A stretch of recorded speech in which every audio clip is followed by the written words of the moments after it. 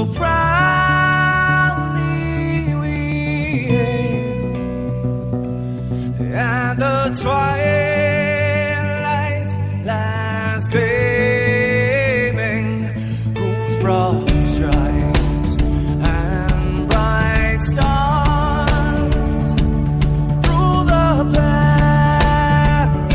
perilous fights, oh, the ramparts we watched were so gallantly streaming, and the rockets red,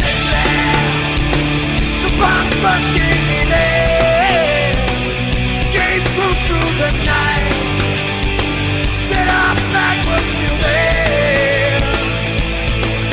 Oh, say, just that star-spangled banner, yeah, wave o'er the land under the fray, and the home of the brave.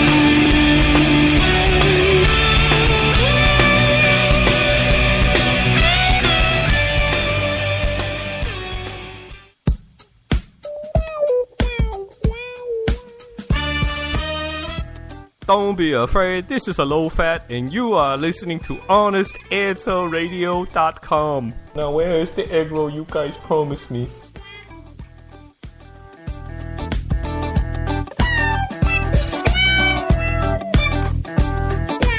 The views and opinions expressed on the Honest Answer Radio show are the opinions of Honest Answer Media and no one else. If you're hearing a syndicated broadcast of this show, don't hold it against the broadcaster. Rather, congratulate them on their openness, tolerance, and respect for the First Amendment to the Constitution of the United States of America. Thank you very much. Well, the sky is falling and it's breaking through. The walls are splitting, clean in two. It's coming down no matter what we do, but we can make things better. Oh, children, bend your knees, bow your head, pray for peace, rise again. Oh, my people, bend your knees, bow your head, pray for peace, and rise again.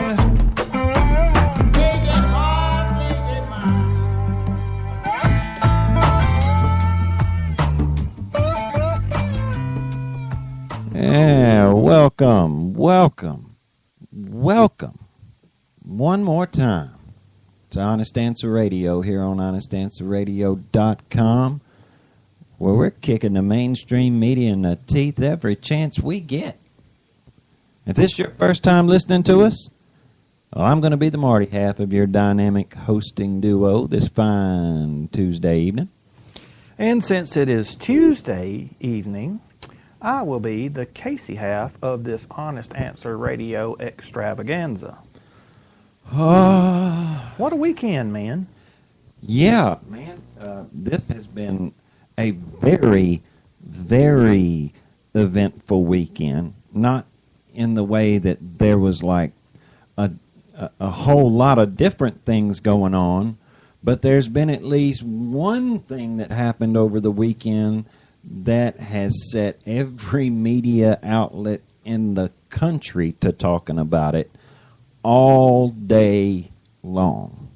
And it's caused them to cease talking about something that should have never left the news. But guess what? Me and Marty aren't going to just let all that stuff slide. Now, we're going to talk about Bo Bergdahl. A whole lot, because that's what all of my audio is. But what Marty's referring to about what the mainstream media is doing, look, ABC, CBS, NBC, MSNBC, even CNN, Fox. Even Fox. Did you guys hear about the VA scandal all weekend? No. You know, I heard about it before I went to church Sunday morning. I heard about it on Fox on Maria Bartiromo's show right before I went to church. The only show that I saw that talked about it at all. Well, after all, man, Shinseki resigned. I mean, God, problem solved already. They are, and they've voted for more, an emergency appropriations bill so that they could give the VA some more money. God.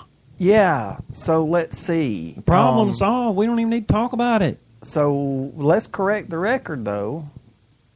Obama accepted Shinseki's resignation because he would be a distraction from actually solving the problem. Uh-huh. And they did what Democrats always do, and let's face it, what even about 90% of the Republican congressmen out there like to do. Yep. Throw some money at it, and maybe it'll go away. Maybe it'll go away. Maybe they'll quit talking about it. God. You know, let's keep doing business as usual with our veterans, which has just been working so well so far. You know what I've heard all weekend, too? What? Ironically enough, and all day yesterday, and all day today, it's been that mantra. We never leave a soldier behind. We never forget about our soldiers.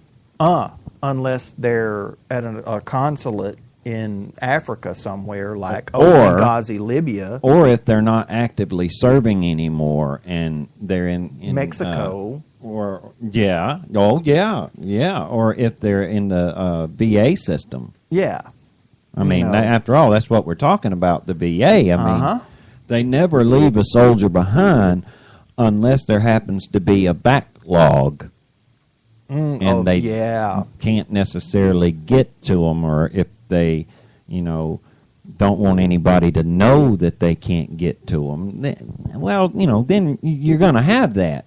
But they never, ever forget about their soldiers. Never leave one behind. Never. Until they start getting in the way and, and become demanding health care. And become politically inconvenient. Yeah. Now, I also noticed, you brought up another point there. We have been willing to trade 5 battle-hardened, high-ranking Taliban fighters and warlords for one possible deserter, yet we have a former Marine who is a either silver or bronze star medal holder languishing away in a Mexican prison for making a wrong turn, not being able to get off the interstate. And look, man, you've been down there in San Diego. I've been down there in San Diego. Once you get on that road going into Tijuana, there's no way to turn around until once you pass that last exit. You're stuck. There's an exit like that in Memphis when you're on Interstate 55, and you're trying to find. I made this mistake trying to find the Ornamental Metal Museum in Memphis, where I passed an exit. And I didn't know it. It was the last one before you got on the I-55 bridge to cross the Mississippi. And the only way to turn around was to go all the way, leave the state of Tennessee and go into Arkansas, and then turn around and drive all the way back across that bridge. But the point is old boy is languishing away in a Mexican prison, and you can't even get John Kerry to talk about it. Who, by the way, is our Secretary of State, and that would fall under his purview. Uh-huh. And he was right there with the Mexican president and just couldn't be bothered with it. So you'll have to forgive us if we're a little bit skeptical or cynical when we hear our president and congressmen and senators saying, we never leave a soldier behind. We don't forget about our soldiers. Unless, of course, they could be used as, especially, I should say, let me correct that. We never forget about our soldiers, especially when they can be used as a political football. Yeah, or when we could possibly use getting one of them back as a distraction to keep everybody from talking about how lousy the VA is performing. Or how we're letting one languish away in a Mexican prison. Exactly. Who is guilty of nothing, except not knowing where he's at. Right. I got to tell you, this weekend, my blood pressure has been skyrocketed, man. I mean, a lot of this stuff is just downright insulting. I mean, when you stop hearing about what's going on there at the VA, when they just stop talking about it. Yeah. In favor of another news story, which is newsworthy. Okay, fine. But to just let this VA thing drop, and that is the epitome of irresponsible journalism. Even Fox is at least a little guilty because, I'll be fair, over the weekend there were more stories covered on Fox. And some of them were quite big, and all that. But they, even in my eyes, have dropped the ball to a certain extent because they're letting... They took their foot off the neck of the Obama administration when it's the Obama administration that has to fix what's wrong with the VA. Not because they're especially well equipped to do so, but because that's who's there. They're in the driver's seat right now. This is Obama's watch. It's their job. Yes. It's is their his duty, job. their obligation. There's just no way around it, and thinking that it's not only just an obligation that suddenly has been thrust upon them. Caring for our veterans is a long-standing responsibility, and you can blame whatever you want to on George Bush.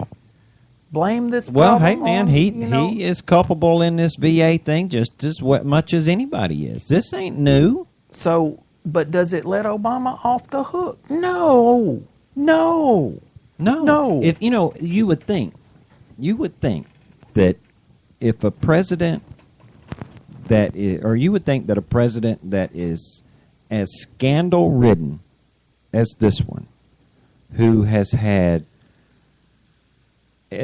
over half the country angry and hostile with the man for all of his shortcomings and where he's dropped the ball so much, that he would look at this situation going on at the VA and say, here is an opportunity, a golden opportunity handed to him, that if he fixed this, he very well could turn things around for his entire party right here at an election year. Well, I'm going to make a prediction that actually breaks my heart to make.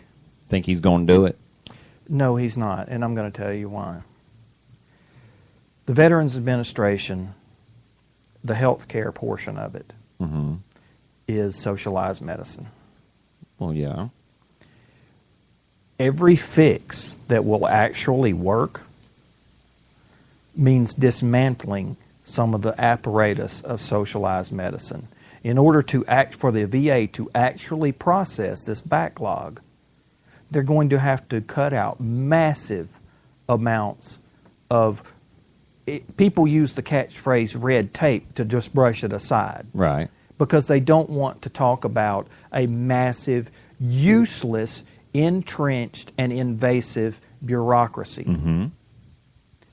That's what will actually have to happen in order to fix not just this backlog, not to slap a Band-Aid on the problem. Which would mean that some of those fat cats sitting in them nice cushy catbird seats and them do-nothing jobs would actually lose them. Yes, exactly, because that's the only thing that will make this process actually effective is to eliminate the bureaucracy that is actually in the way.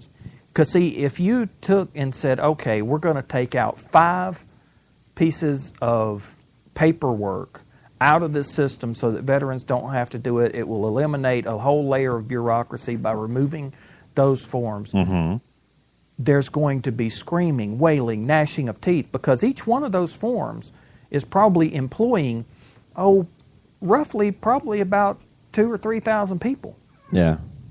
Yeah. The processing of those, because bureaucracies feed upon themselves. And, you get it's an old story where you get a manager who says, wait, I'm overworked.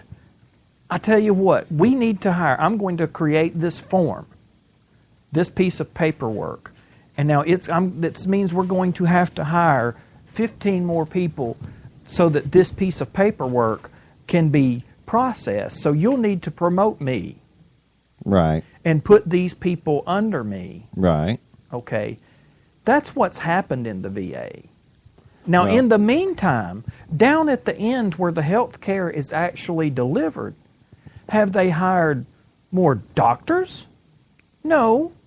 Have they hired a bigger nursing staff? Have they even done like Montel Williams suggested and brought back some of those people, who are temporary duty that are already properly trained and know the drills? No, and you're right, they probably won't. And I would let's face it.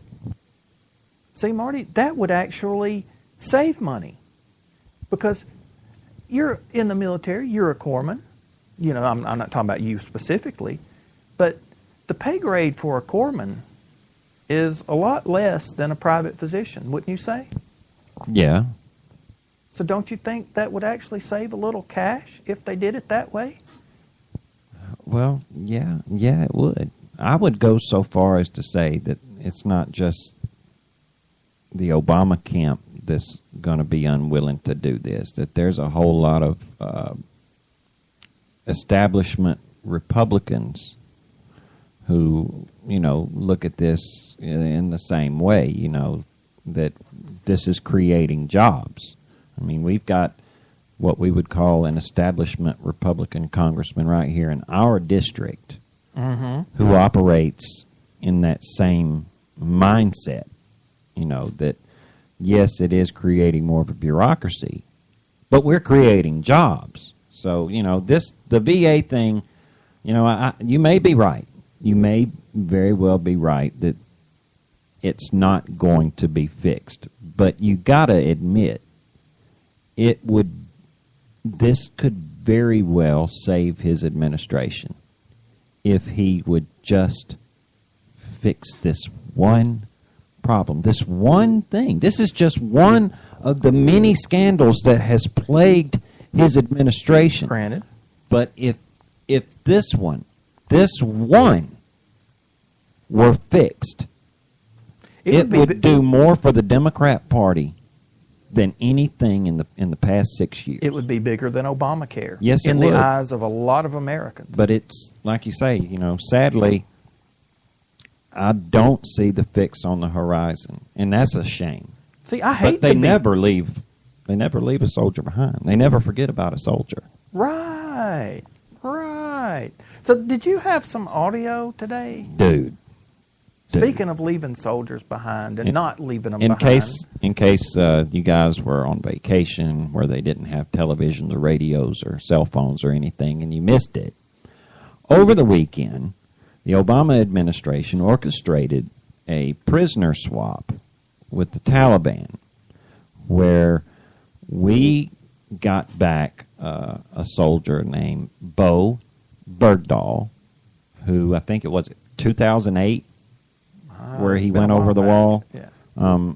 He was taken prisoner by the Taliban, or allegedly taken prisoner by the Taliban, and we gave them, in exchange for Bo Bergdahl, we gave them back 5 of their Taliban commanders that have been held in Guantanamo Bay. Now, There's some people that are, clapping and saying, wow, yay, we got back a soldier, yay, yay. But there's a whole lot to this story that is still, coming out in bits and pieces. Even members of this guy's own unit are reluctant to applaud this move. And it's sort of on the surface. Just on the surface, it looks like there's a whole lot of hard-hearted people in this country. But when you start, getting at some of the facts of this thing, like one, it is alleged that Staff Sergeant Bergdahl, who he was not a sergeant then, he's been promoted while he was in captivity. Yeah. He was just a private first class. Yeah, he was just a private, and it's been alleged that he walked off his post and left his duty station there and wandered off into the desert. It's also being alleged that not only did he desert, but that he aided, or that, well, first, that he sought out Taliban. And after he sought them out, it's also being alleged by members of his own unit that he aided the Taliban by telling them vehicle sensitivity points, telling them, advising them on better ways to set ambushes. Yeah, telling them patrol routes, how they respond. How our forces respond to an ambush, so that they could circumvent some of that. Well, I mean, there's a lot coming out about this guy. When you and I were talking about this before, earlier in the day, I had said that I think there were 6 or 8 guys killed looking for the guy. Mm-hmm. Right before I came in here to do our mic check and all that, the number I saw was actually 14. Wow. 14 American troops died looking for Bo Bergdahl in the days, weeks, and months after his disappearance. Because, see, our soldiers, whether they like you or don't like you, whether they're happy with you or unhappy with you, if they think that you've fallen into the hands of the enemy, they still try to move heaven and earth to find you. Mm-hmm. That means going into some pretty nasty places. They were in a nasty place. From what I was reading, so they call it his camp. Right. Okay. One soldier who was actually in that unit, which was a paratroop unit, described the camp as basically like an Old West circle of wagons where they had Humvees and equipment trucks and MRAPs pulled up in a circle. People, the only building that was there was, I think, one where they stored ammo or something, or maybe had the latrine in it. Everybody and else building is kind of a we're talking term. like a plywood shack. Yeah, everybody lean-to. was sleeping in their tents. Yeah. Okay. Well, it was an observation post. It's not like, camp is even a loose term because it's... They were camping. Yeah, but it's an observation post. And it was in a dangerous Hills area. on all sides. They were in the low point. And see, it's not like, when we say wandered out in the desert, we think of it in the big old flat area. No. Desert in Afghanistan means big rocks, canyons. Yeah. So that when you patrol, it's not like you have all these choices about which routes you take. You're going to have to go down a canyon. Now, Marty, that's a bad move when you're, you got troops and you're funneled into a little canyon. Then people can get up on the canyon walls and shoot right down on you. The phrase turkey shoot comes to mind. And, this is not a hypothetical that we're talking about here, folks. We know it's not alleged that troops died looking for Bo Bergdahl. No, this is fact. That's confirmed. But there's even more. There's more. Oh no, it gets worse. Do you remember? I'm sure you do, because we complained about this particular act. But do you remember something called the National Detention Authorization Act? Oh yes, a lousy. I mean, I don't want to spit, but it makes me want to spit every time the initials NDAA are brought up. Disgusting piece of legislation. But in that piece of legislation, it says that in order for the president to negotiate a prisoner swap, the president is required By law? by law Oh, by law. to notify members of Congress, or at least members of the appropriate committees, within for at least 30 days prior to any swaps, right? Now, Obama did all that, Marty. Not he exactly. He did. No. Okay, he gave them 20 days notice. No. According to Harry Reid, and Harry Reid is the only one saying this, just so as you guys know. Harry Reid says he was told immediately before they made the swap. Now, he's trying his level best to give the Obama administration, well, they did notify me. They notified me right before they did it. All right. First of all, Harry, that's not 30 days. And secondly, you're the only one that says they were even notified. So it's like Harry Reid, all of a sudden, is the most important member of the House or Senate that, to the Obama camp, that they notified Harry. Well, let me ask you this. Is Harry Reid known to lie?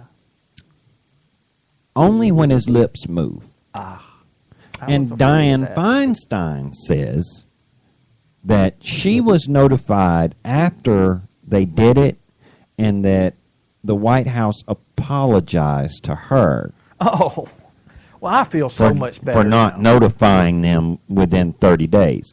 Now, the Obama administration says that Bergdahl's health was an issue and that, apparently his health was deteriorating and time was of the essence.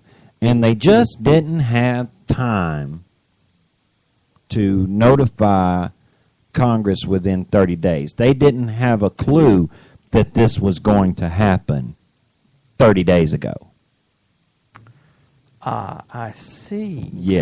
So the Obama administration, they hadn't been planning. I mean, they just got to negotiating real fast, and the Taliban just said, "Oh yeah, sure, yeah, give us these 5, and we'll cough up Bo Bergdahl." So that just happened, just like that, huh? Oh, yeah. I know things like that can Apparently. happen just so fast. Since communications are so good over there in the mountains of Afghanistan and contacting people in the Taliban is so easy to do. But just to show you how wild all of this has been, usually the mainstream press, the ones that we love to kick in their teeth, Right.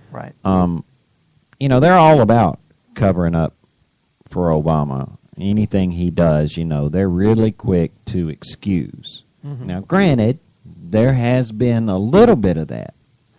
But I've got audio tonight where Matt Lauer from the Today Show. Say that name again. Matt Lauer From the Today Show? from the Today Show is actually hammering Jay Carney.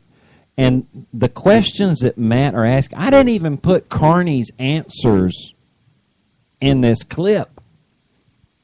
Because we know how Jay Carney's going to answer. Well, anyway. yeah. Well, I've got some other of his answers.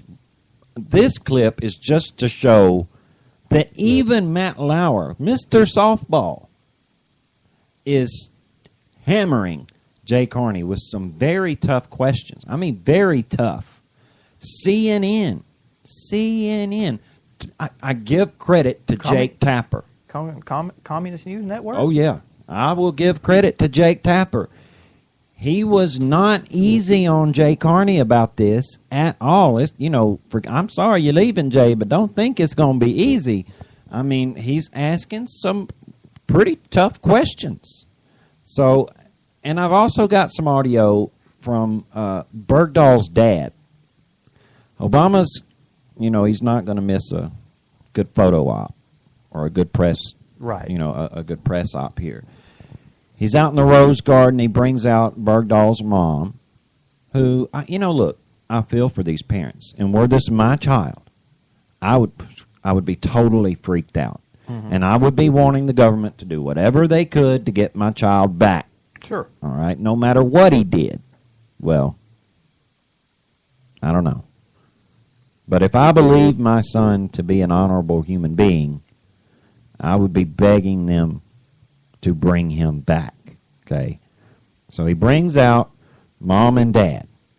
Dad comes out. Apparently, ever since he saw in one of the captivity videos where his son had grown this beard, his dad decided to grow a beard too and not shave it until his son was released.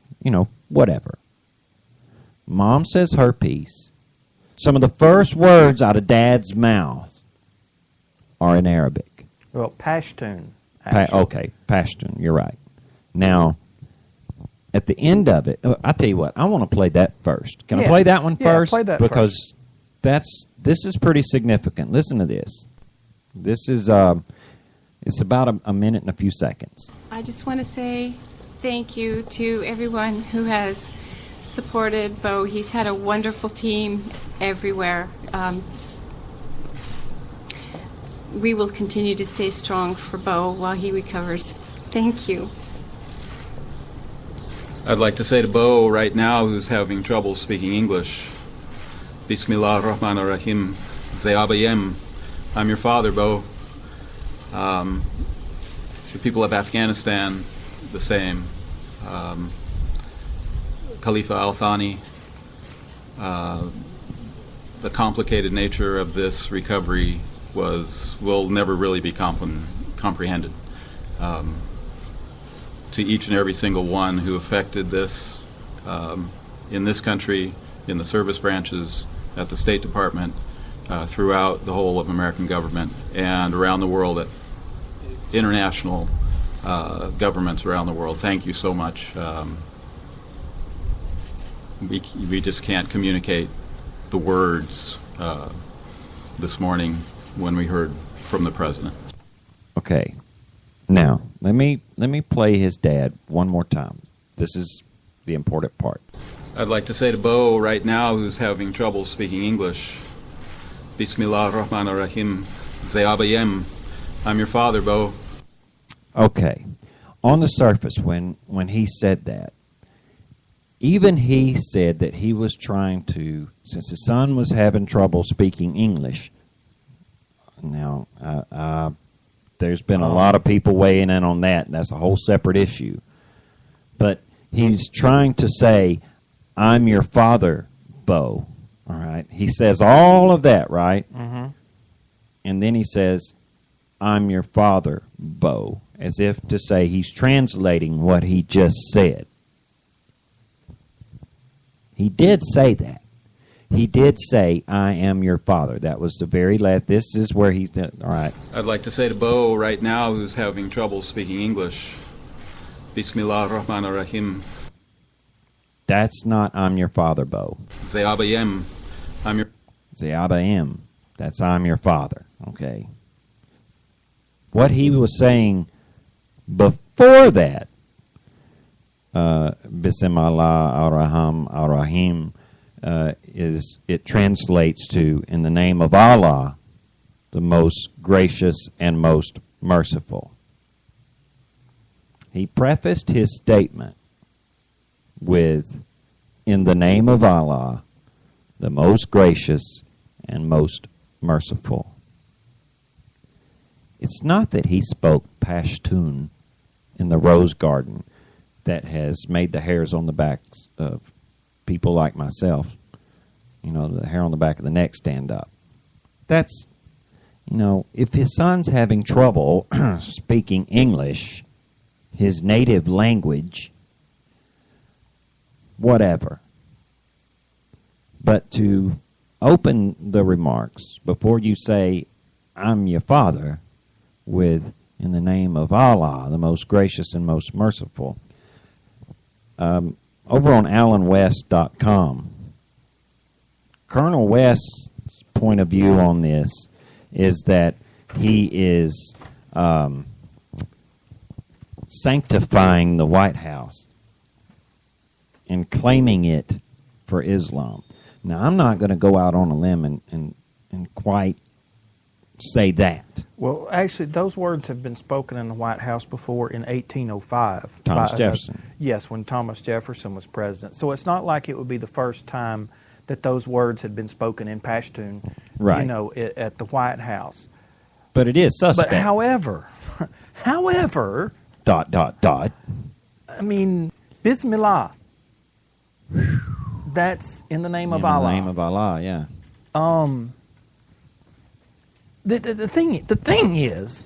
The thing is, man. His father, by the way, who is a Calvinist, Uh-huh. or says he's a Calvinist. That's a little weird, man.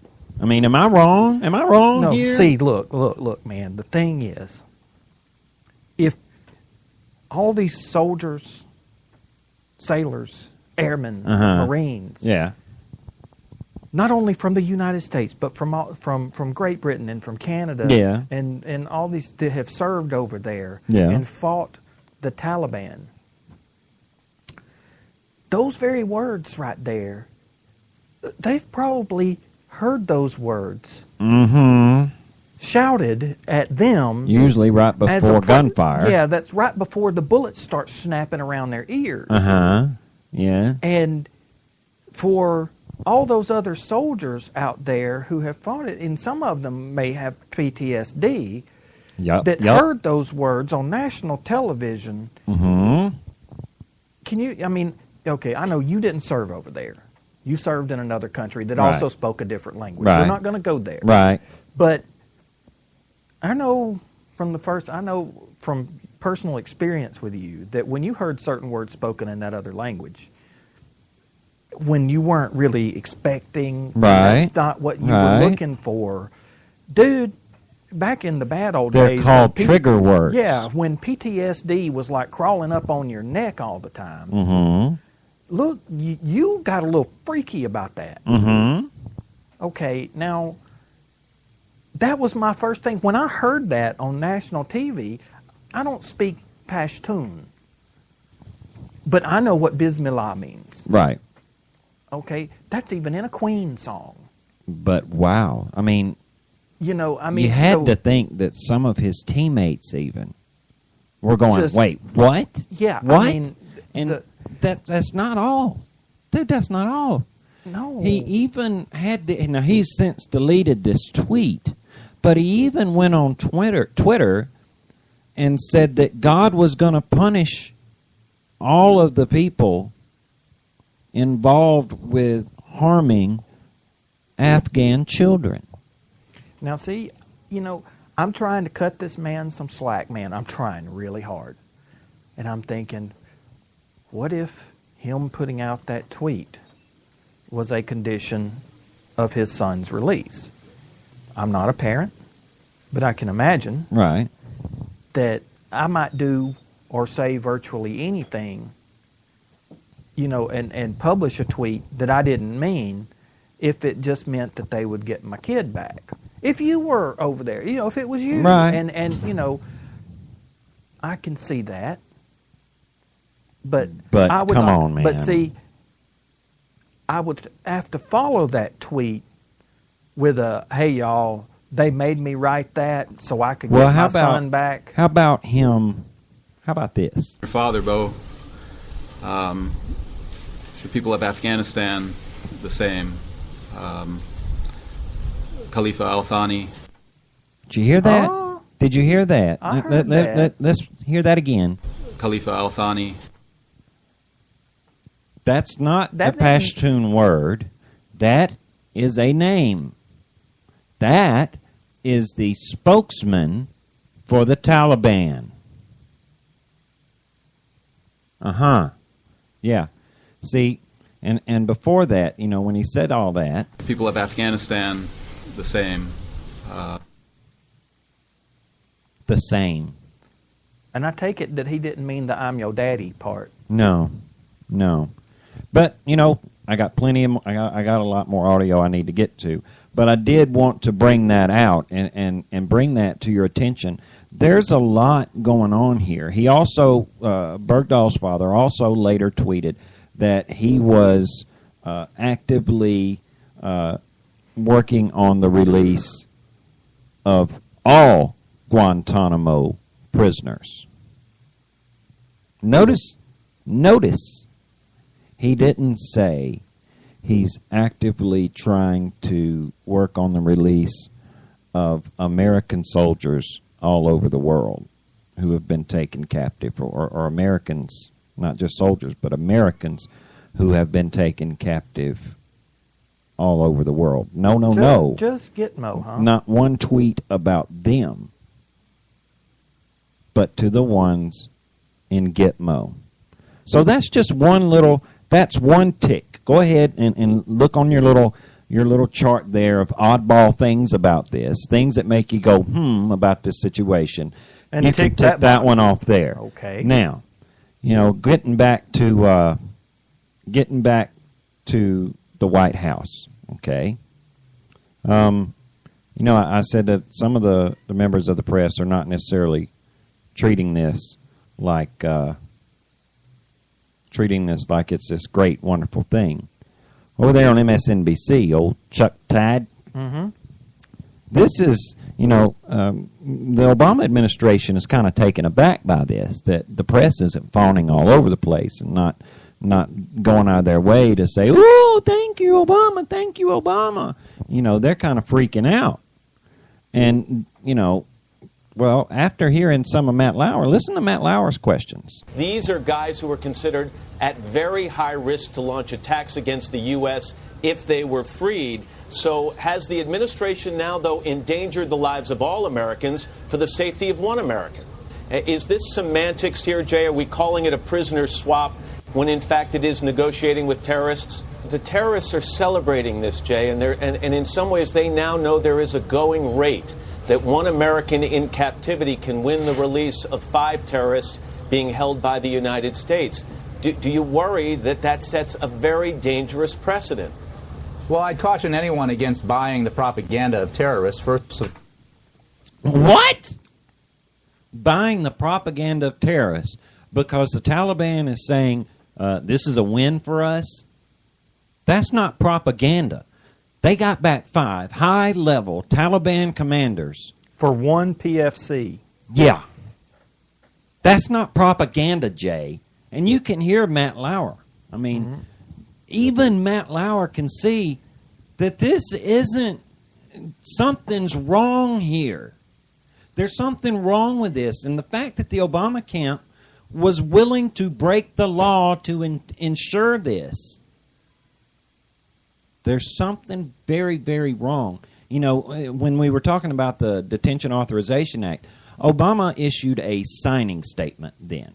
And you remember signing statements back in 2008. Yeah, he wasn't never going to do those. Never. Obama said he was not to get never around going to do Congress. that. Not going to do that. Because George Bush did it, and it was wrong. You played that, as a matter of fact, Yes, last I did. week. It was wrong when he did that, all right? So Obama issued a signing statement saying that whole part about having to notify Congress 30 days, I don't like that part. I think it's unconstitutional, which also brings to mind, since when has Obama ever been worried about what was constitutional or not? But he said that part of the law is unconstitutional. He don't have to live by that. That's how he's getting around this. Mr. President, didn't you break the law by, failing to notify Congress? Well, I issued a signing statement about that saying I didn't like it. So, neener. All right.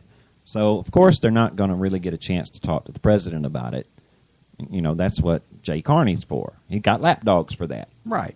So Jay Carney's been having to go out and talk to these people. Susan Rice, we all remember Susan Rice. Oh, how what a can we forget? reliable person she is in front of the press. Especially in a crisis. Yeah. She has said that she unequivocally stated that Sergeant, no, I'm not going to call him that, Bo Bergdahl served his country with honor and distinction. Unequivocally stated that, okay? We'll get back to his service in a minute. But this is CNN and Jay Carney. And obviously a lot of questions about the legality of this. Point blank, does the president feel as though on this issue and this kind of issue he's above the law? Absolutely not. To be clear, the 30-day notice requirement has appeared in NDAA bills and in other legislation in this and prior years, and we have repeatedly noted concerns with this requirement. In signing statements, he, the president, has consistently made clear that the executive branch must have the flexibility to act swiftly in conducting negotiations with foreign countries regarding the circumstances of detainee transfers if necessary. And that was certainly the case here. Didn't it sound like he was reading that? Yeah. Yeah, That sounded well. Wouldn't we call that a talking say, point? I'm not going to say he read it, but there are canned goods that taste fresher. I'll just say that. Well, there's more of that particular encounter. On the issue of those signing statements, the president said when he was first running for president that he thought restraint needed to be used with signing statements. Didn't we just say that too? I think we did. We did. Is this an example of presidential restraint? I appreciate the way you phrased that question because it's often misreported that he somehow took a position against all signing statements, which was never the case. Hold on there, Jay Bird. Up. Hold on. Wait a minute. Yeah. Let me see here. I could be wrong. It wouldn't be the first time. But I'm right now, as we speak, I'm typing Do into... we have some candidate Obama on that Well, issue? I'm going to see if I can't locate some candidate Obama. Just bear with me just a minute, because hey, this is live, so I'm going to see if I can't locate. Man, while you're locating it, I just got to say, I remember I'm going through my head. Would I lie to you? And I'm going through your montage, and I just remember this little clip out of there about signing statements. Well, let's see here. Hang on. It just so happens that I have something on that. When Congress offers you a bill, do you promise not to use presidential signage to get your way? Yes. Yay! Applause! Applause! He said, yes. Do you promise? Let me just explain for those who are unfamiliar with this issue.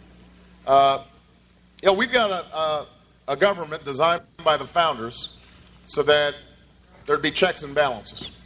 You don't want a president who's too powerful, or a Congress who's too powerful, or a courts who's too powerful. Everybody's got their own role. Congress's job is to pass legislation. The president can veto it or he can sign it. But what George Bush has been trying to do as part of his effort to accumulate more power in the presidency is he's been saying, well, I can basically change what Congress passed by attaching a letter saying, I don't agree with this part or I don't agree with that part. I'm going to choose to interpret it this way or that way. That's not part of his power. But this is part of the whole theory of George Bush that he can make laws as he's going along. I disagree with that. I taught the Constitution for 10 years. I believe in the Constitution, and I will obey the Constitution of the United States. We're not going to use signing statements as a way of doing an end run around Congress. So I believe, Jay Bird, that the president said he didn't say, I'm not going to use a lot of signing statements. He didn't say, I'm going to try really hard to use as few of those as possible. What did he say, Casey? He said, I'm not going to use signing statements to do an end run around Congress. That was what he said. So I just want to back up a little bit here. Let's see, what was that again? As a senator. What was that again there, Jay Bird? I appreciate the way you phrased that question because it's often misreported that he somehow took a position against all signing statements, which was never the case as a senator. I beg to differ, Jay, but by all means, I'm sorry to interrupt your lie. Please do continue. And Canada, he made clear that there were times when it would be appropriate, but that the... Did you hear, I'm sorry to interrupt your lie again, Jay, but did you hear in the president's speech just then, anywhere where he said that he wasn't going to use many of them or any of that? No, did you hear that? No, what he said was, and I repeat, I will not use signing statements to do an end run around Congress, is what he said. Yeah, I just don't see the misreporting there. No, because he said it. We got it. You just played it. That's not misreported. Was our ears lying? Did they misrepresent the truth? No. Oh, No, well. I ask anybody in our chat, y'all think we're misreporting? Yeah, I know we'll get an answer in a minute because there's a delay. But I just want to know, are we crazy? Somehow I don't think we are. I don't think it's us. I think it's just another case of Jay Carney and Barack Obama having faulty or selective memories. Not faulty memories. No. Yeah, no. Selective memories. Uh-huh. But, hey, Jay Carney says that, he didn't say it, so I guess our ears were lying. Our right-wing nutbag ears. But anyway, go ahead with your lie, Jay. Authority to issue signing statements should not be overused or abused, and that a president should exercise restraint. And I think if you look at his record in office, now 5.5 years, you'll see that restraint demonstrated. But there will be and have been circumstances when signing statements are necessary. Whatever. I can't listen to that no more. Jason Chaffetz. You remember Jason Chaffetz? Back during he's a congressman from Utah, and back during right after the debacle in Benghazi, Congressman Chaffetz was the first congressman to actually go there immediately. He sure did. To view the scene with his own eyes and talk to people. Well, he was on MSNBC, bless his heart, and he was talking about this very thing. Did the president violate the law? And of course, MSNBC is going to have their own view of things. And I'm not going to play the whole thing because it's about 6.5, 7 minutes. But listen to this. Joining me now, Congressman Jason Chaffetz of Utah and Michael Gottlieb, former senior civilian and deputy director of a combined joint interagency task force overseeing Afghanistan. Congressman, I'll begin with you. Oh, by the way, this is Chris Hayes. This is on Chris Hayes' show. The one who says that talking about our soldiers and Marines and sailors and airmen being heroes is rhetorically proximate to condoning war. Right. That Chris Hayes. Yeah, that Chris Hayes. He also had another tweet over the yesterday, I believe, where he was suggesting that, again, we were making much ado about nothing in this whole instance, where he got thoroughly smacked down on Twitter. He did. But anyway. Do you believe that the White House violated the law, the NDAA, in this release? Well, just based on the surface, it does appear as if he violated this. In fact, when that bill went for signatures, my understanding that the White House made a point that they thought that this was unconstitutional, which begs the question, why would the president sign into law something he believed that was unconstitutional? But on its surface, initial glance, it does look like he violated it. This is a signing statement. The executive branch must have the flexibility, among other things, to act swiftly in conducting negotiations with foreign countries regarding the circumstances of detainee transfers. Mike, is this is a constitutional argument that the Article 2 Commander-in-Chief power of the president overrides the stipulations placed on these sort of releases under the NDAA? It is, Chris. It's a constitutional argument, and frankly, it's not a new one. Language similar to this dates back several years in these signing statements, and the president is the commander-in-chief of the armed forces. He has to be able to make command decisions quickly in a time of armed conflict, And the President and the administration have consistently taken the position that these notification conditions could, under certain circumstances, come into conflict with the President's responsibility to be the Commander-in-Chief. Mike, here's what's happening. You've got all these people that have been trying to close Guantanamo forever, the whole universe of human rights lawyers and so forth, who have been told by the White House, hey, look, we can't just wave a magic wand and make the NDAA go along. There are laws. There are restrictions. We need to certify the probability they won't return to the battlefield. We need to notify Congress, et cetera, except in this case, all of that doesn't seem to apply anymore. So what do you tell those people who say, why not just get rid of these prisoners and close Gitmo? These are very difficult constitutional questions, and they will be different in different circumstances. And in this particular circumstance, you had pressing considerations of time. You had negotiations taking place at the most senior levels of our government with the Qataris. But it's the law. It's the law. That's my point. It's the law. Okay. But the Bush administration asserted very similar broad constitutional. Don't pin the Bush. President Bush came out against me when I ran for office. I took out a 12-year Republican to get here. I'm not a Bush person. Right. So I wanted our troops to come home from Afghanistan back in 2011. I was one of only 9 Republicans. So, Mike, what do you say to that? Saying it's the law is the law. Saying it's the law doesn't really answer the question. Presidents before... What? So I guess you can see what we're dealing with here. So when the law President is Bush does it, it is an outrage. It's an abomination. It's overreach. The law was the law, and President Bush was a bad man for violating. By the way, I realize that we are at the end of our rainbow normally, but this is a very complex issue. I have a feeling we're going to go over quite a bit. It's okay. Okay with me. But, it's like 4 minutes till. I didn't want everybody to go, how in the world are you guys going to tie all this in? Well, we're just getting into it. Anyway, the law was the law when it was George Bush. But when it's President Obama, it seems to be, these are very difficult constitutional questions. Right. And we were dealing with time constraints here and dealing with very senior levels of government in the Qatari government. What? So I guess the people in Qatar were demanding that this be done today. See, the thing is, we're with Jason Chaffetz on this one. Jason Chaffetz did beat out an incumbent based on the fact that he was different. He was not a Bush dude. Right. President Marty, Bush campaigned against him. Were we Bush dudes? No. No. I mean, it's not that there weren't things. I think George Bush was a nice fella. I would still like to meet him and shake his hand. But not a fan. But when it came down to those signing statements, they made me foam at the mouth when George Bush did it.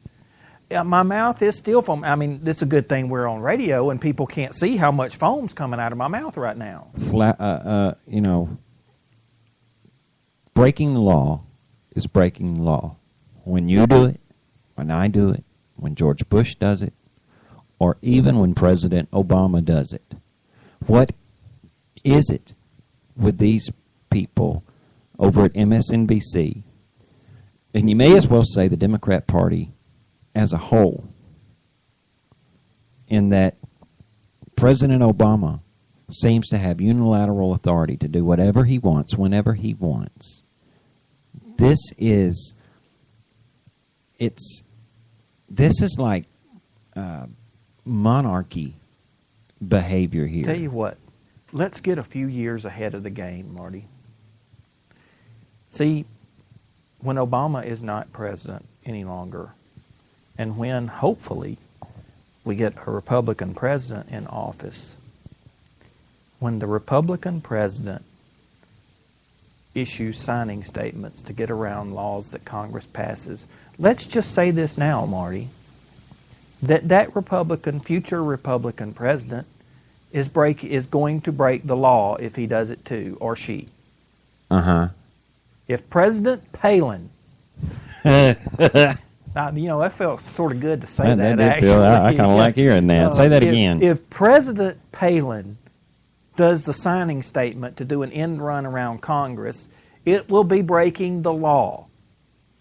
So now Marty and I are way ahead. We're ahead of Fox News. We're ahead of MSNBC. We're ahead of NBC. We have just put ourselves way out ahead of them and said, hey, it doesn't matter what political party the president belongs to. When they do issue a signing statement and still go ahead and sign a bill into law, if they violate it, it's still breaking the law. Well, you know, people are upset that Obama broke the law, okay? Mm-hmm. And they're upset that 5 high-ranking Taliban commanders have more or less been set free to go and wreak havoc on Americans and others that they see as enemies of Allah as they see fit. Because it's already, Reuters is reporting that very senior people, those senior people in the Qatari government that they were referring to, they have said that those 5 guys are more or less free to roam Qatar at will, and they will be monitored. I guess that means they're going to have ankle bracelets or something on. There's no way to get around that, absolutely not. They couldn't cut those things off or anything. The Americans aren't going to be, they're not going to be in on the monitoring at all. That this is just, the Qatar says, we got this, we can handle it.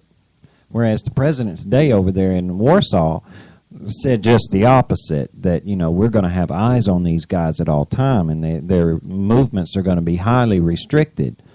Qatar says, no, they pretty much roam around, Qatar at will, and this is our country. And meanwhile, Bo Bergdahl isn't just wandering around wherever he wants. No, he is in Landstuhl, Germany, being evaluated. Now, and speaking of Bergdahl, see, it's not just that these Taliban guys are on the loose. That's horrible, right? Mm-hmm. That is bad. That's bad news for us. Yes, absolutely. It's bad that President Obama violated the law.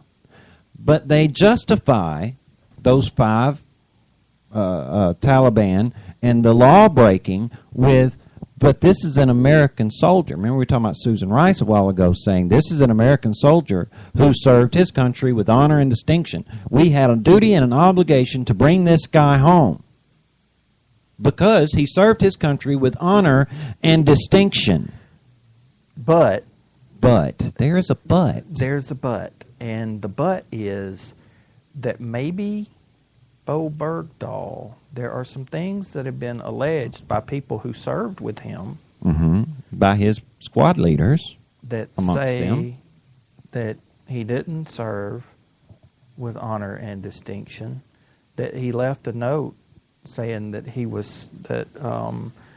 didn't like America. What were his exact words, Marty, about? Well, I'm going to see if I can't pull those his up. His commanders they were fools, and I have those words. I have those words. It's going to take a minute for that to load. But he also, in his what you're referring to is an email that was sent to his father.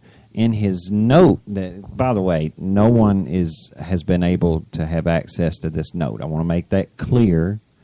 This note upon his departure, so far it's an allegation. But we do know that all of his people that served with him were required to sign non-disclosure agreements. Mm-hmm. Mm-hmm. So that because they couldn't talk about it because it might endanger the negotiation to get him back. Well, now he's back. Yeah. And some people are talking. Yeah, they're signing their names to what they say and saying, no, this is not condition of anonymity. Tell them I said it. Yeah. It is being alleged, though, that he renounced his citizenship. Mm-hmm. See, they're saying Honor he renounced his citizenship, and that he felt that we were doing more harm to the Afghanis than good.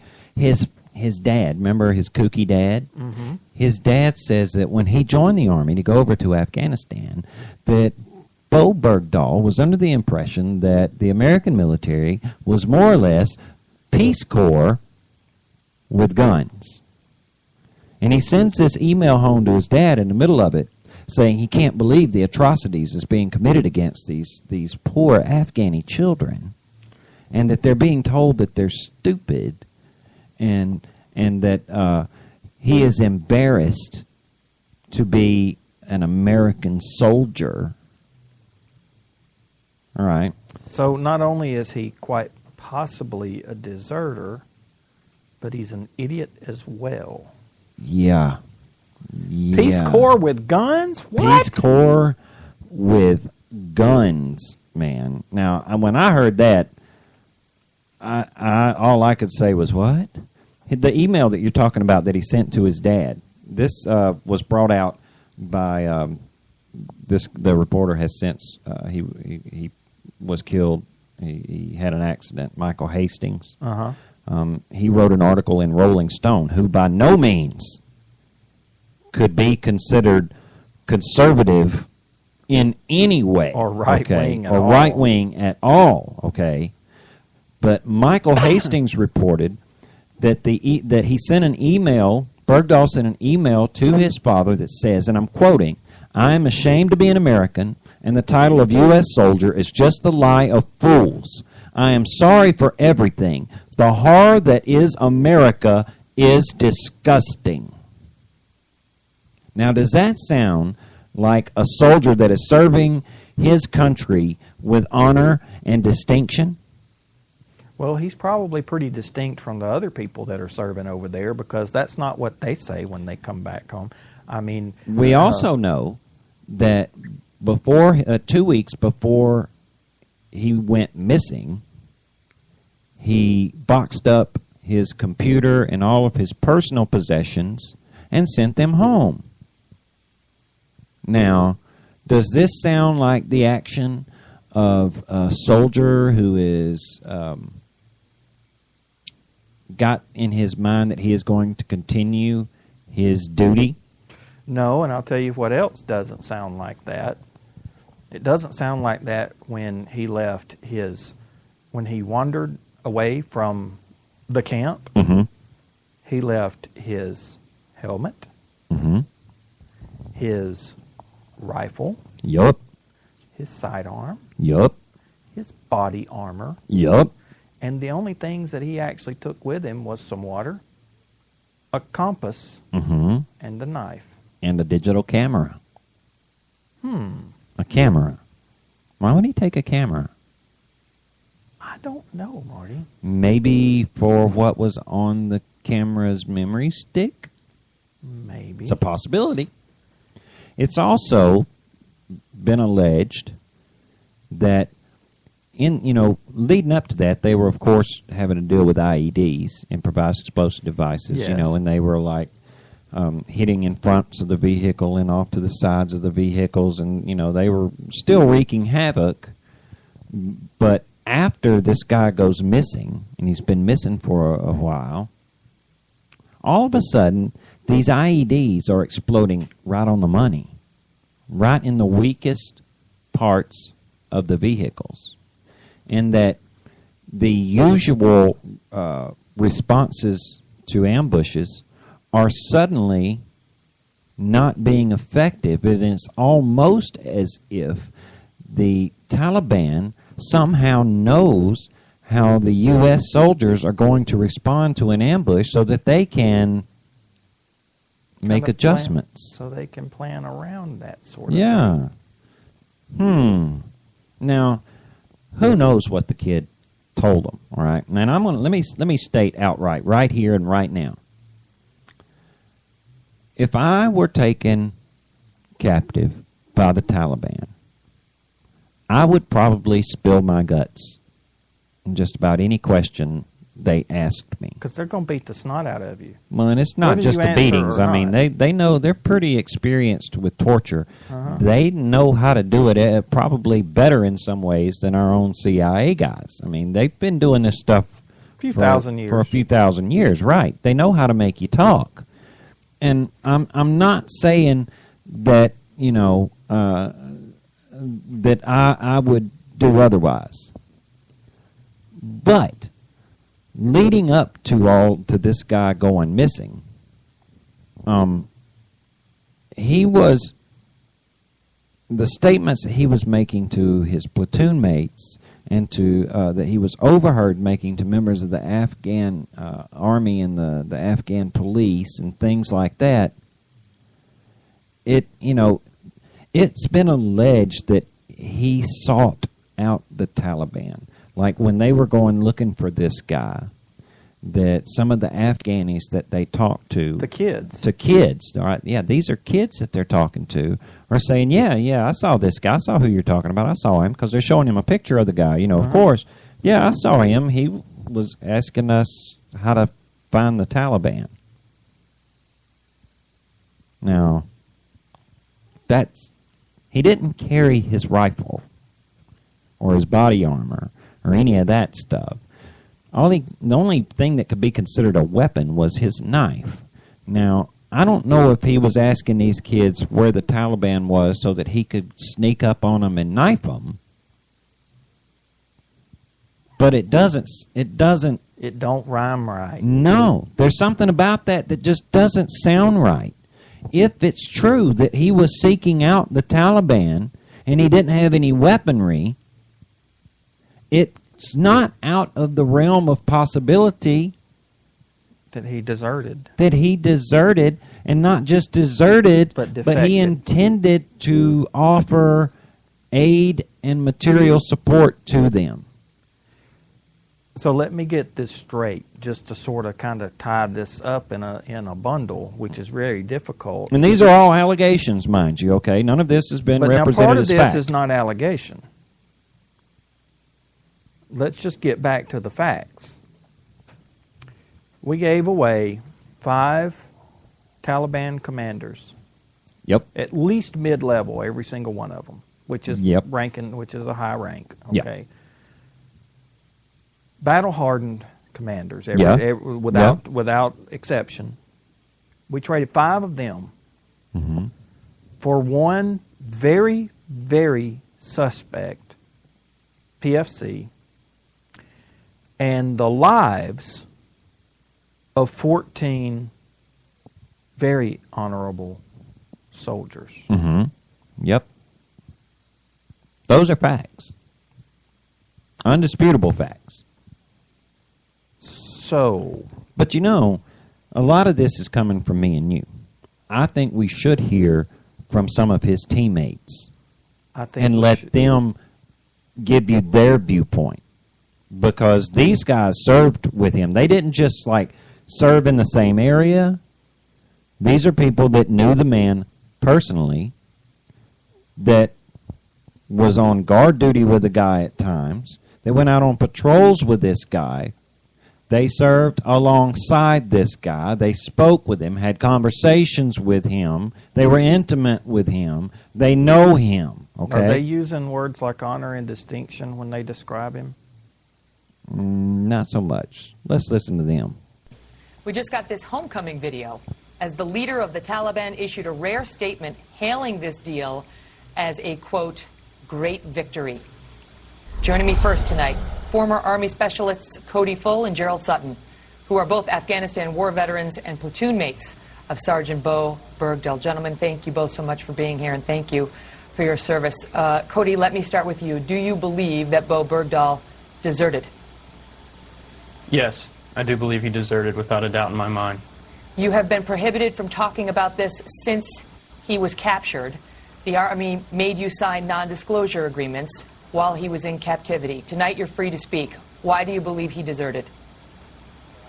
Some of the activities before he deserted made telltale signs of this, mailing all his stuff home beforehand, the emails you mentioned, him talking about the terrain extensively, talking to the Afghan National Police in a way that was not about hearts and minds. There was an agenda there when he spoke to them. Gerald, I know that you were friends with Bo in your platoon. What do you think? I do think that it was premeditated and everything, just like Cody said. His true motives and everything, I really don't know. He never spoke about them. But, yeah, pretty much what Cody said, too. Susan Rice went on the Sunday talk shows this week, yesterday, and said the following. Listen. He served the United States with honor and distinction, and we'll have the opportunity eventually to learn what has transpired in the past years. Cody, do you believe that Bo Bergdahl served the United States with honor and distinction, as she said? He did not serve the United States with honor. We all took an oath. He violated his oath when he deserted us and put other Americans in jeopardy. Why do you say that? Because I know a former battalion mate, Nathan Bradley Bethea, has come out and said that he has much to answer for. He attributes the death of at least 6 service members to incidents in which they were searching for him and lost their lives. What I can say on that is I can't prove that he caused deaths, but what I can prove is those soldiers would not have been there at that location that they died or were severely injured. There's a high probability that they would not be there looking for him if he didn't desert, because then we wouldn't have a mission to find him. Gerald, apart from that link, the loss of lives of the soldiers who were looking for him, why do you think Americans should be paying attention to whether Bo Bergdahl was a deserter? Well, I just don't want to see him hailed as a hero, and I just want him to face the consequences of his own actions and possibly face court-martial for desertion. The president has come out and said, we leave no service member behind, and that is why we struck this deal, even though it has proven to be controversial for a number of reasons, some of which we're going to get into a little later, including the character of these five Taliban members, these Gitmo detainees. Your thoughts on that, Cody? I mean, as a service member yourself. I don't think we should. I mean, I'm glad he's home. He is an American. I can only judge him on his actions, and I think he needs to be held accountable for his actions. Anybody else that violates their oath or the military justice code gets a trial, and I believe he should have a trial for what he did. Wow. Now, I would echo his sentiments. The Bergdahl is an American, and we should, want him back. I'm glad that the boy is in American hands for 2 reasons. 1, if he is not a deserter, if, it was a case of him actually, being taken captive, and, I'm giving him the benefit of the doubt here. Sure. If it was a case of him, wandering off and accidentally ending up in those guys' hands, of course we want him back. However, that brings me to my second reason. If he is a deserter, and a lot of the evidence points to that, not just circumstantial, but the hard evidence that points to him deserting, him walking away from his post. They were forbidden to leave their outpost there, all right? They should never have been outside the perimeter. The only reason for him to have been outside that perimeter was desertion. I mean, that's the only conclusion that I can come to. AWOL at best, absent without leave at best. But he does deserve a trial. Yes. If he is innocent of desertion, then he deserves the right to clear his name. Mm-hmm. However, if it is the case that he deserted, he also deserves to face his accusers mm-hmm. and have justice served to him. Should he be shot? Well, look, it's happened before.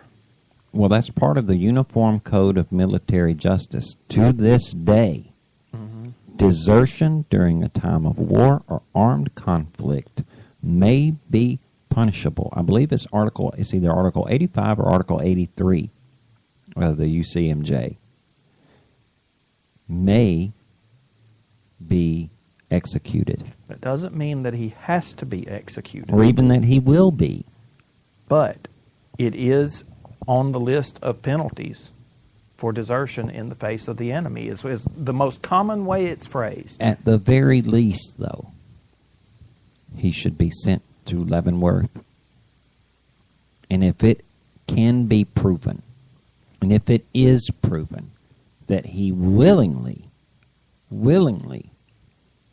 gave support to the Taliban, to the enemy, not because they made him or forced him, but if it can be proven that he sought them out to defect over to them, I don't think he should be sent to Leavenworth. I think he should be sent to Guantanamo Bay as an enemy combatant after a trial. See, I don't think he should be droned, like the president has sent drones to other Americans who have went over to the enemy. After he's given a trial. He's in the United States military. The UCMJ, I trust. I'm not in the military. But he will get a fair military trial. And he will have legal representation. But look, dude, the kind of punishments they put on those people for peeing on the dead Taliban should pale in comparison. Exactly, man, because if it is proven that he willingly deserted, man, that's way, way worse. Yeah. Than some of these people who have faced stiff penalties, like the guy who they tried him for murder, for shooting an Afghan who he knew pretty darn well was riding away on a motorcycle to go give away his troops' position. Colonel Allen West was drummed out of the service for being too harsh on some of the enemy combatants to get information from them. To go and save American lives. Right. To go and save Americans who had been taken prisoner. That cost him his career. It cost him his career. Now, he got them men back. That's right. And he says to this day, he'd do it all over again, wouldn't change a thing. But he was punished. He was punished for that. This dude, it looks like, we may be totally off base, Marty. All this may be smoke in the wind. But I tell you what, when they say that this guy was in his platoon, obviously one guy said he was his buddy. He served in the same, when you're talking about people in the same platoon, Marty, how many men are in a platoon? I couldn't speak to that. Well, this is the Army. That's right. Couldn't speak to that. Say 10 or 12. Yeah. Okay. Under 50. He should be held accountable for every death that resulted, that was a result of people searching for him. He should be held accountable for leaving his men. Period. Because that's the one thing, man, movies here lately, one of the few things that Hollywood has gotten right, starting from the movie Black Hawk Down, where one dude, is one soldier, Delta Force guy, is telling another one, look, it's not the flag, mom, and apple pie. That's right. That we fight for over here. It's the man next to you. It's your buddy. That's who you're fighting for, because they'll fight for you. And look, I understand dissatisfaction with, the military. All right, I even get that. I understand. Well, Lord, even Allen West has talked about stuff like that. The Army's not perfect. The Navy's not perfect. The Marine Corps' not perfect. When you sign up to join the military, you're basically saying, okay, treat me like crap.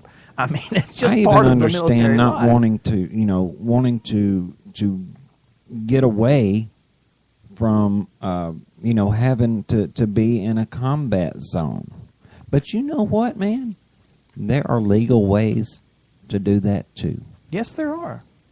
And if you don't want to be there, the military doesn't want you there, and they will help you. Remember, we are a voluntary force. That's right.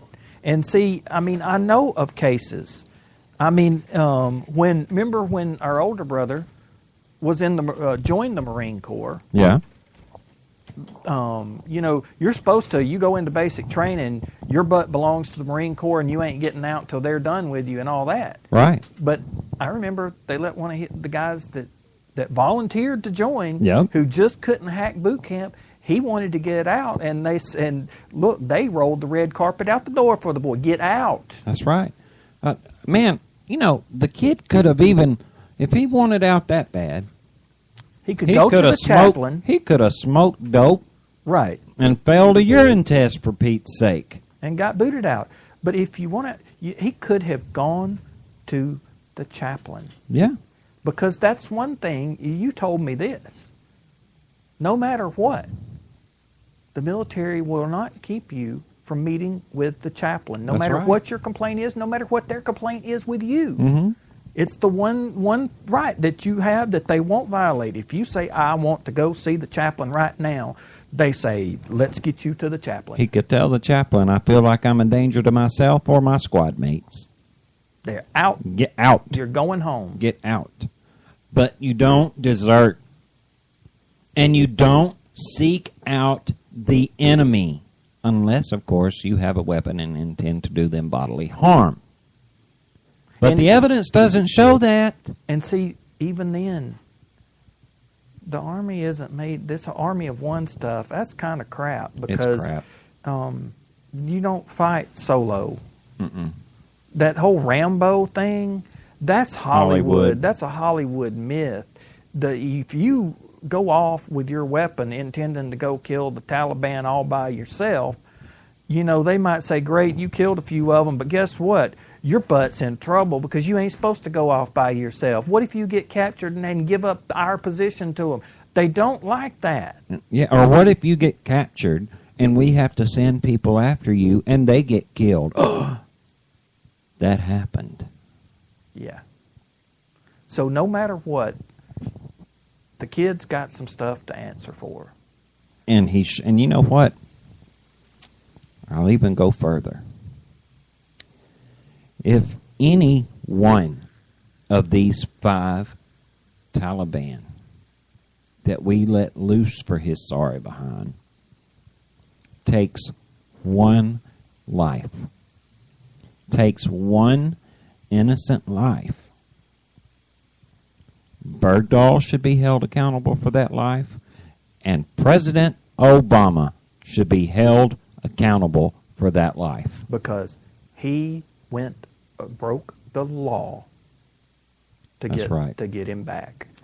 Bergdahl broke the law when he left. Obama broke the law to get him back. There are ways to get things done within the law. Our Constitution is actually a really, really good document. And it should be respected. Especially, we should respect it. We have an obligation to, but our obligation to respect the Constitution is much, much less than the people that we have elected and that swore an oath to preserve, protect, and defend the Constitution. And Obama took that oath. Mm-hmm. It's one thing for the president to sick the IRS on people or not send in the military to go get some guys out of an embassy or a consulate compound. It's something else entirely when he violates the law and unleashes our enemy right back on us. And if these guys, who, if you think that they're sitting in Qatar right now saying to themselves, boy, I'm glad I'm out of Guantanamo Bay. I have learned my lesson, and I'm going to live a peaceful life from this point on and never take another life in the name of Allah again. If you believe that, then there's a job waiting for you at MSNBC. Yeah. But if you believe that, you're an idiot. You are an idiot if you believe that. If you believe that, please come talk to me, because there's a bridge in New York that I would like to sell you. Yeah, I've got some investment opportunities I'd like to discuss with you. I mean, these guys cannot wait. They cannot wait to get back to the business of killing Americans. And see, the thing is, Marty, this hurts America. Oh, It yeah. does. Oh, yeah. But you know what? It's not just America. Canada still got troops over there. Great Britain soldiers, they're still fighting. Yep. There are other countries over there. France may even have two. I mean, they run a lot, and they'll surrender at the drop of a hat. But, you know, he basically turned those guys loose on an entire coalition. On the West. On the West. Because some of those guys, you know, their big beef might not be with the United States. They may really, really, really hate Great Britain more than they hate the U.S. All he had to do was notify the appropriate people in Congress. That was it. If it was of such urgency, he could have gone and made his case to the appropriate committees and actually followed the law. And the same thing might have been accomplished, because, hey, our Congress people are stupid too. Yeah. I mean, you know, just point blank, you know. But, yeah, not only does Bo Bergdahl got some splaining to do, but our so president so does Obama. And this is just one in a long, long string. But, Marty, I know we've gone way past our rainbow, and we probably need to start polishing things up. Can we leave them on a funny note? You know, it's funny you should say that. I was just about to let everybody know that, yeah, we were about to start rounding up. But I do have at least one bright point that I would like to share with our audience. And I saw this today, and I giggled, and I want to spread the joy. I saw a video where some kids, I mean kids, this is... but you're not talking about kids like military age, you're talking like high school kids. Yeah, these are high school kids that had a chance to speak with Nancy Pelosi. And one of them is like a reporter for his school newspaper, right? And he hits Nancy Pelosi with a question that, man, I would have liked to have seen this come out of, CNN or heck, even Fox for that matter. I'd like to see Greg Gutfeld be able to corner Nancy Pelosi with this. You guys got to hear this. And it's not just for the question that the kid asked. You got to hear her response. I mean, he got her good. He turned her into Stuttering Nancy. Yeah, listen to this. Why do you support the NSA's illegal and ubiquitous data collection? Okay, first of all, I want to play that part again. This is a kid breaking out a word like ubiquitous. Ubiquitous. I would have asked him to spell it if I was her. If he could have spelled it, I would have answered the question. But he'd had to spell that one. Why do you support the NSA's illegal and ubiquitous data collection? Well, I have questions about the metadata collection that they were collecting, unless they had a reason to do so. So I was one who I didn't support Amash, that resolution. I didn't think that was the appropriate resolution. But I do think that the burden is on the department, and I have fought them for years, on the community, fought them for years on the wide swath that they have put out there. You did vote for a bill to continue funding for the NSA, though.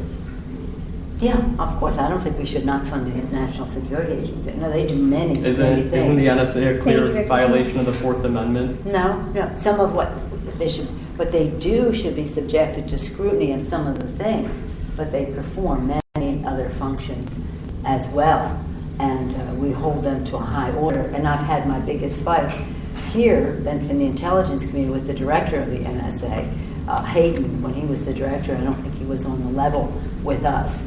But that doesn't mean that there aren't other things that are there that are good things that are necessary for us to have. But from 9/11 on, the Bush administration went too far on all of these things, and we have the correspondence back and forth to prove or to demonstrate that they were just doing the wrong thing. Did you hear? But of course, she had to. But the Bush administration went too far, as if Obama put a stop to it. Past what Bush did. I mean, the things Obama's done makes the Patriot Act look like nothing. But that kid nailed her with a question 3 times.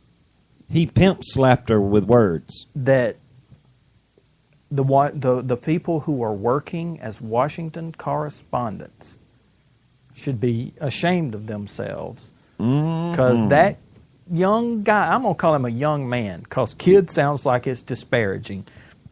That young man asked the question that every single Washington reporter should have been asking and hammering Nancy Pelosi with, and everybody else that voted to fund the NSA. I'm going to call him a kid, not to be disparaging to him, but to be disparaging to every correspondent that's been before Nancy Pelosi, because a kid... With all those people with their degrees from Columbia University and Brown and Vassar and Yale and Harvard. But a kid can see that some of the actions by the NSA is and I'm quoting him, a clear violation of the Fourth Amendment. When a high school kid knows more and respects, has more respect for the Fourth Amendment than these highly trained, college-educated veteran correspondents. Mm-hmm. There is something very, very wrong with the state of journalism. But there's something very, very right with the younger generation. Boy, that gave me... I smiled. And look, I would like to encourage you to go over to The Blaze and seek this video out. Because what you cannot see, I want you to pay close attention to the little fella standing directly in front of the American flag. Oh, yeah. It was all he could do to keep a straight face, because every time his buddy would ask a question, you could see his eyes getting wider and wider, and he's like, oh, my God, he just slapped her right in the face. It was awesome. Just watching that kid alone is worth it. The reason why Marty brought this up is because we love y'all. And we want y'all to have the joy of going over there to the Blaze and watching that video. I had to watch it 3 or 4 times myself. I did too. Me and Tina sat and watched it like 3 times back to back just to watch that little fella. Because it was priceless, and I feel so much better for our younger generation. That kid may grow up, and he may grow up and vote Democrat at some point in his life, but on that day, he stood up for the Fourth Amendment to the Constitution against arguably one of the most powerful people in Congress. Well, she is the minority leader. And he did the job that people who get paid and paid big have failed to do. I also have one more piece of audio. This a little bit of hope. A little bit of hope. Little hope. You know, this is the graduation season. It is. And in many schools, across the nation. God has been forcibly removed from graduation speeches. And I say God has been forcibly removed because many, many people have been forbidden to even invoke his name. They're not allowed to, hold a prayer.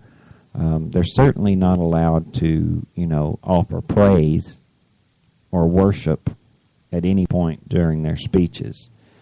And I have a portion of a graduation speech that I want to play for you guys because, again, I want to leave you guys with a little bit of hope because not everyone is afraid. That's right. Of speaking about their Lord. I like to think that if I were asked to speak at a graduation, that I too would have the courage of my convictions to say, it's all about God, people. So listen to this little portion of a speech. It's not very long, so it's about 3 minutes worth, but it's well worth the listen. Important line of all, one nation under God. I like to hear that applause. In fact, I would like to remind our graduates that our nation's motto is, in fact, in God we trust. If you're ever in doubt, just take a quick look at our nation's currency, and you'll find out for yourself. A similar phrase appears in the final stanza of the Star-Spangled Banner, written in 1814 by Francis Scott Key, and later adopted as the U.S. national anthem on March 3, 1931, by U.S. President Herbert Hoover. The song contains an early reference to a variation of this phrase, and this be our motto, in God is our trust. And one of the most famous sentences in the American history, taken from our Declaration of Independence, reads, "We hold these truths to be self-evident, that all men are created equal, that they are endowed by their Creator with certain unalienable rights, that among these are life, liberty, and the pursuit of happiness." This passage has come to represent a moral standard to which the United States should always strive. And even though God is reflected in the very fabric of our nation, we are told that it is inappropriate and even illegal to mention God at high school graduations, let alone say a prayer. So while it would not be politically correct for us to have an official prayer this evening, I would like for us to have a moment of silence in honor of tonight's graduates. Thank you. And just in case you're interested, during my moment of silence, I gave thanks to God for these great students, their parents, their teachers, and for this community.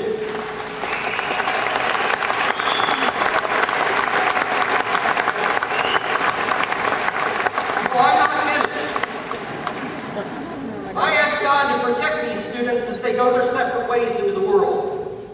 I ask God to avail himself in every possible way.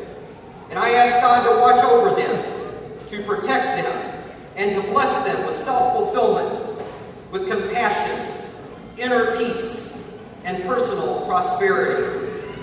Thank you for indulging the thoughts I had during my moment of silence. And yes, God is still important, and let us not ever forget it.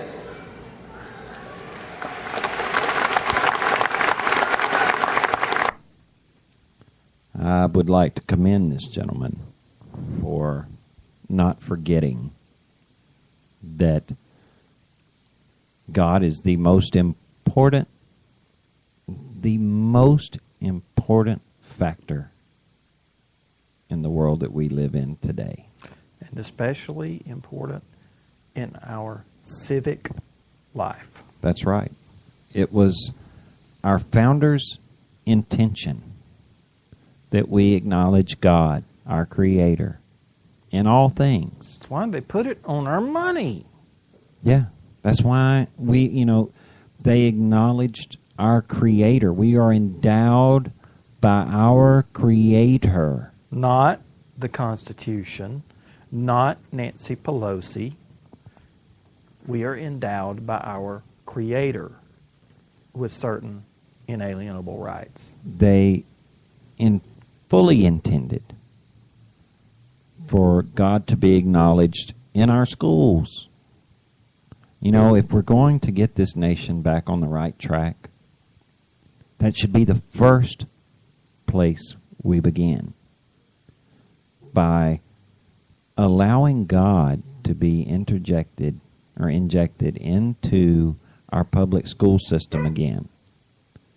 Not just in prayer, but, our children should be allowed, if they want to have their Bibles in class. To read their Bibles. To read their Bibles at their leisure when they have their free time. It wouldn't hurt to teach people about biblical morals. That's right. Once again, be allowed to have the 10 Commandments displayed on the wall, in those a little plaque or on a poster in the classroom. At the very least. Yeah.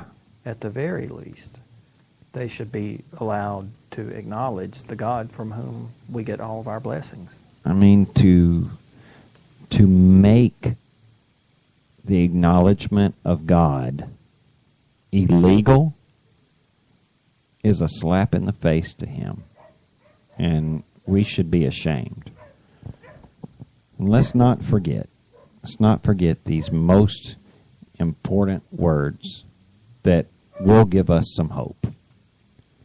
If my people, who are called by my name, will humble themselves and pray and seek my face and turn from their wicked ways, then I will hear from heaven, and I will forgive their sin, and I will heal their land. Amen. We'll see you guys on Thursday. Good night, y'all.